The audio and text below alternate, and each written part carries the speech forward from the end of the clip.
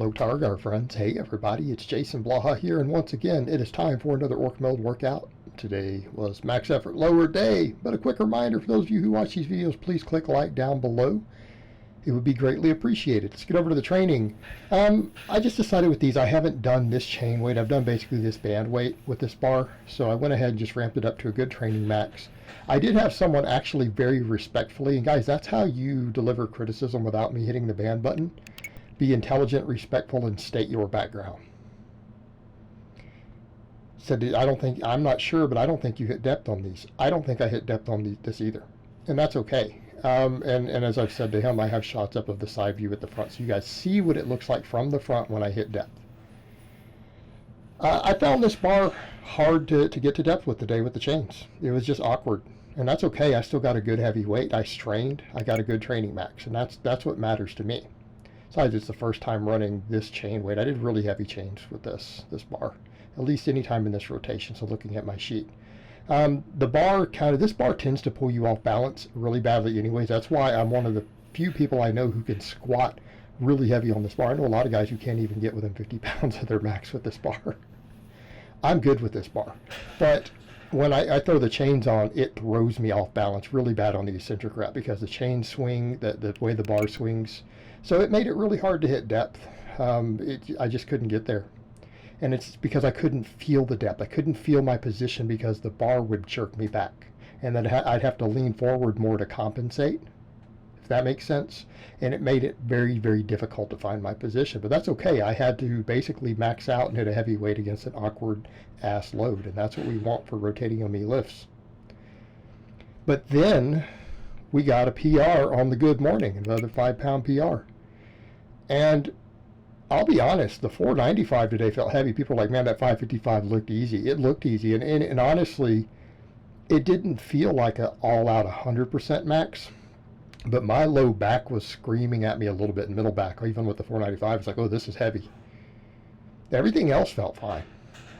So even when I went for the PR, I got it, and it looked clean and fast. And I felt like from a perspective of the primary movers, I had more in the tank. What do we mean by that? Glutes, hamstrings, all of that. But some of those support muscles in the back were screaming at me a little bit, saying, all right, Blaha, this is getting real heavy, brother. You need to be real careful. So after I came up with that, it looked pretty easy. I racked it. When I walked around for a minute, my low back cramped a little bit. And middle back, it wasn't like a sharp pain. It just got a little crampy. It's like, we just did some work. We probably need to be real careful the rest of the day. And actually, I got real fatigued on the squats today. I stopped at 2 sets of 20 on the squats. These just knocked me down. And I'm not that worried about if I have to cut volume a little short with this bar where I use the heaviest weight. I'm not that worried because it's not really affecting my quad that much. In other words, I don't even feel my quads with this bar. I feel like with the 20 rep sets, maybe around the last 5 reps, I get a little bit of quad pump. But my quads don't ever feel pushed to their limits. That's why I'm doing most of the work with the safety bar. The safety bar lights my quads up. This bar doesn't. And if anything, I felt kind of my back and my hamstrings. I noticed it's interesting, the whole outer head of the hamstring on these squats today felt like it was working harder than my quads. But that's also a muscle that I've noticed that I feel with the straight bar. Right, I've said that on the straight bar back because I feel that edge, that part of the hamstring quite a bit. So I'm coming in, and one of the reasons I added the glute ham raises back in. So with these though, I just felt floored after 2 sets of 20. Like that second set, I'm just like, man, I can't even breathe. Right, can't breathe, guys. Might be enough for today on these. And I just decided to hammer posterior chain. And then all my grip stuff, because at the end of the day, my quads are going to keep growing, especially because I do so much volume with that safety bar. Like I said, the safety bar hits my quads like crazy. And if I ever feel like my quads start to lag, I've got a good setup now for all my stuff for the belt squats. I can always throw belt squats back in, and I may do it periodically. Right now, though, I just want to keep all the muscles growing that I know are limiting my squats and deadlifts, which also means a heavy focus on grip work. But, you know, posterior chain work, the good mornings particularly are important.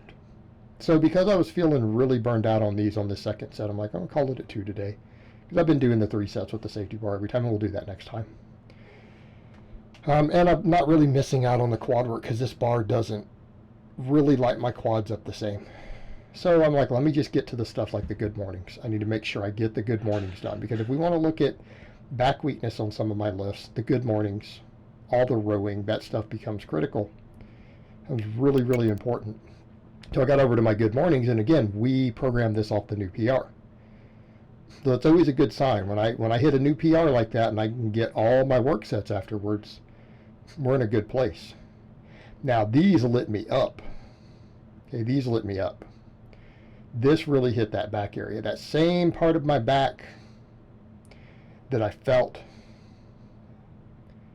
doing my squats last time. All right, the part of my back I feel doing like my 605 squat I did. All right, same part of my back I feel when I did that good morning just now. All right, that got hammered pretty hard on these. It's like, okay, there we go. That's the spot. That's the spot. And then some of my rows, actually the Penlay rows, do the same thing. I feel that whole area. So the good mornings in the rows are really, really critical for my weak links right now. And as I said, I'm not even worried about quads. I squat more than I good morning with every single bar. Okay, my quads are not the limit. And if anything, I'm noticing that hamstring on certain lifts like that. Then we did, keeping with the trend, I'm going to do these holds. So what I did today, all right, the 250, because when I got past 250, it started getting hard last time.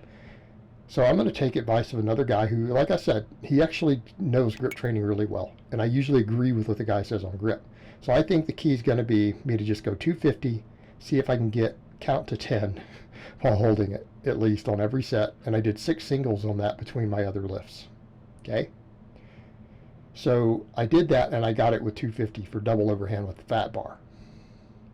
Now, there's going to be some of you who don't do any grip training who might say, well, I don't think that's that hard, coach. And I would say, well, then do it.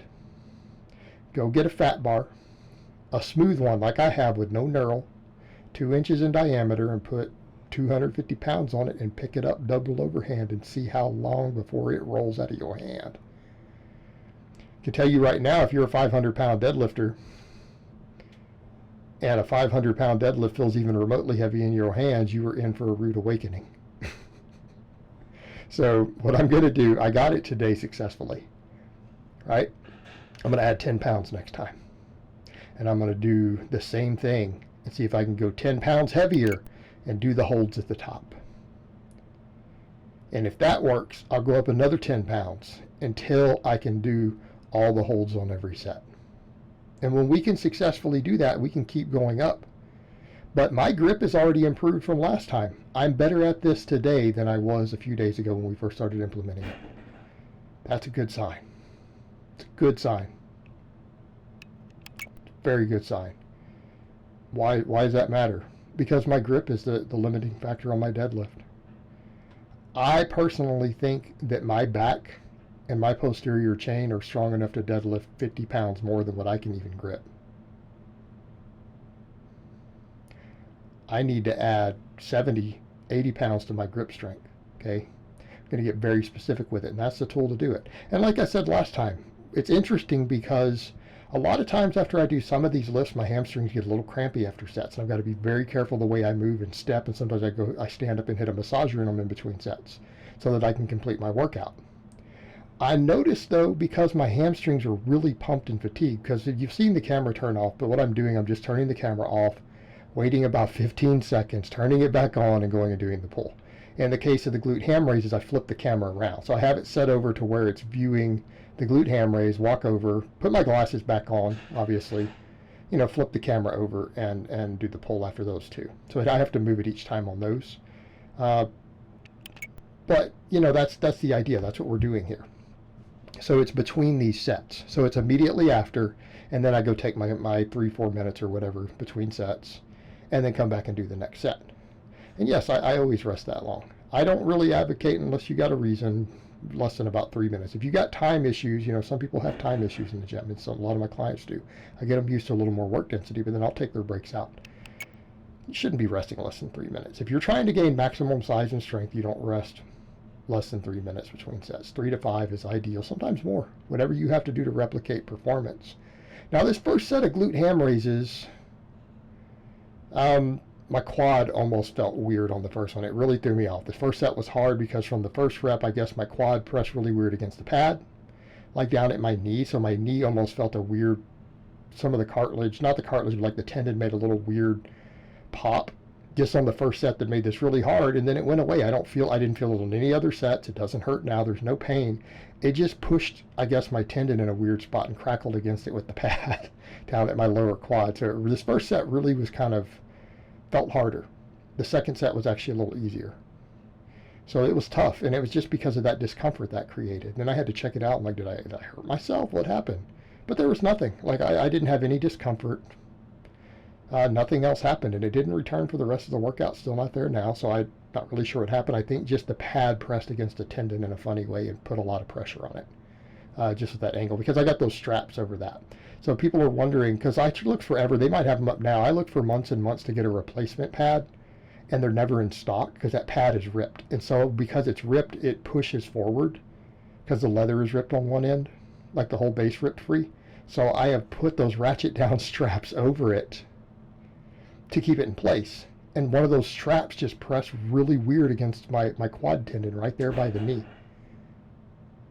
And it just felt awkward. But it's gone. It didn't cause any problem outside of that first set. So that's just my hypothesis. But then again, we did the pull in between. It was fine. And then the second set was better. Third set, though, my hamstrings got a lot of work. My hamstrings got fatigued on those squats. Then we did all those good mornings. Again, after heading that good morning PR, so then we PR'd the rep work. My hamstrings were not happy today. They were not happy campers. So the second set was good. Like, I got to my 20. The final set, though, I had to rest pause it. Like, I had to take a couple seconds between some of those reps because I wouldn't have gotten to 20 otherwise. And the volume probably won't be loud enough for you to hear it on these, because I don't turn it up real loud because it'll drown my voice out for this segment when I do these vlogs. But I'm grunting and making noise on the third set. And I think we're still on the second set now. But the third set was pretty tough. But, you know, I'm looking at some of these lifts, and it's like, you know, I need to keep these hamstrings growing. I mean, at this point, if I had to pick, I think my hamstrings may be more important than my quads for my lifts overall, because my quads are big, and I know my hamstrings are big and strong. But at a certain point, when I'm looking towards deadlifting, well, can your hamstrings ever be too big for a deadlift? No. My squats are coming along fine, right? My squats are coming along fine. I just have to keep doing what I'm doing. But interestingly enough, I feel like the good morning will do more for my squat than any other lift right now. Because again, the strength disparity. Again, there's still a 50-pound gap with that bar between my squat and my good morning. It's an even larger disparity. It's over 100 pounds with the safety bar. So anything I can do to bring up my good morning will help my squat. And that also tells us, people say, why does that matter? Because it means that my quads are strong. My quads are not my limit in my squat. So a lot of it's my back, but then we come over to that point, how much do the good mornings matter for that back development? They matter a lot. You know, so if my hamstrings can get stronger, it'll help my good mornings progress faster. So if I keep the hamstrings ahead of the back, it'll let me good morning more weight, which will let me put more tension on the areas I need to improve the squat. So the glute ham raises are pretty important. I need to hammer my hamstrings. I need to hammer my hamstrings. So that's a big priority because it will help with my back in the long term. Plus, I feel those hamstrings on some of the bars with the squat a lot. So I'll keep hitting the hamstrings hard, but so that, again, it will help with the back. The grip is an ultra high priority because grip is limiting my deadlift. My deadlift at this point will probably be determined by whatever my grip strength is. Probably indefinitely, because all the other deadlift muscles are growing. They're getting stronger really effectively, and they're way stronger than my grip now. And I don't predict them not continuing to get stronger. So that grip is going to be a priority, and it has to do with genetics. I do not have massive hands. I have relatively short fingers. My lower body and posterior chain are stupidly strong genetically. I don't even know what it's like to have less than a 400-pound deadlift. Like, that's outside of my comprehension. I have never had less than a 225 squat. My first day in a gym, I hit a 225 squat. Someone teaching me how to squat. I got 225. Like, that's starting out noob as a untrained novice. I have relatively short fingers, particularly my thumbs. Grip doesn't come super easy to me. I have to work on it. So because I know that at this point, the grip is going to be a priority, and it has to be. That's why I'm doing stuff specific like that axle bar work. My grip has to be a high priority. Doesn't mean we don't keep progressing on those other muscles, though, because they carry over to the squatting and other stuff too. They matter. But pretty much at this point, I think that's going to be the case moving forward for me, is that any weight that I am physically able to hold on to tightly and grip, I will probably be able to deadlift. And that is what it is. So it's going to be a lot of grip specialization. And that's okay. It's okay. You know, just like I have other specialization for the bench. But here's the thing to think about with the grip. And this is what a lot of the best benchers in the world will tell you. Does a really strong grip and forearms carry over to your bench? It seems to. So we kind of come over to that question too of, will it help my bench? Possibly. It certainly won't hurt it. Certainly won't hurt it. But, you know, we have other weak links on the bench, but that can be a factor. And it has to do with a radiation effect. It has to do with bar path. If you can squeeze the bar tighter, you can hold a cleaner bar path. Especially when it gets real heavy. It matters. But overall, good workout today. A lot of good work done. I feel fine afterwards now. Usually after these workouts, they're brutal when I do them. That's sometimes why I cut short the squats. But afterwards, I don't feel beat up at all. I feel fine. A bit of fatigue in my low back, a bit of fatigue in my hamstrings. My hands feel the grip work, but I feel good otherwise. Like, I'm not just destroyed after this. All right, guys, well, that's really all I have to say on that today. I hope it's been informative, and I will talk to you guys next time.